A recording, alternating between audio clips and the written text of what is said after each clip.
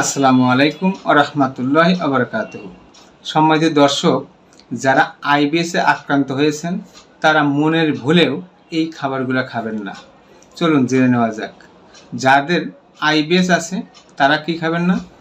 গম এবং গমের তৈরি খাবার, অর্থাৎ গম দিয়ে তৈরি করা আদা, অর্থাৎ গম দিয়ে তৈরি করা আটা, ময়দা, সুজি।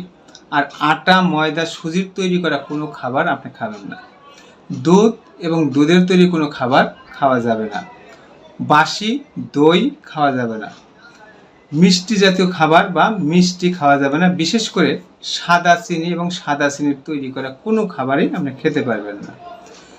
বীজযুক্ত খাবার, অর্থাৎ যে খাবারটা পিচ্ছিলযুক্ত খাবার, অর্থাৎ পুঁই শাক, ভেন্ডি, কচুরলতি এই জাতীয় খাবার খাওয়া যাবে না। অতিরিক্ত মশলাযুক্ত খাবার খাওয়া যাবে না এবং সয়াবিন তেল খাওয়া যাবে না। ভাজি পোড়া, অর্থাৎ তেলে ডুবানো কোনো খাবার, ফাস্টফুড এই জাতীয় খাবার খাওয়া যাবে না।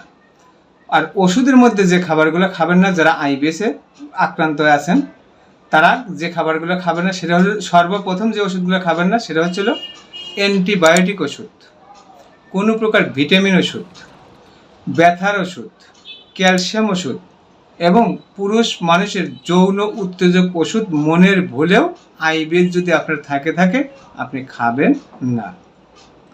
যদি এইগুলো মেনে চলতে পারেন তাহলে আপনি আইবিএস থেকে ভালো থাকতে পারবেন।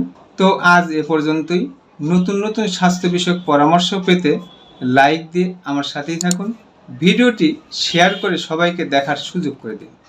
আমার কথাগুলো কোথাও বুঝতে অসুবিধা হলে অথবা বিস্তারিত জানতে কমেন্ট করুন।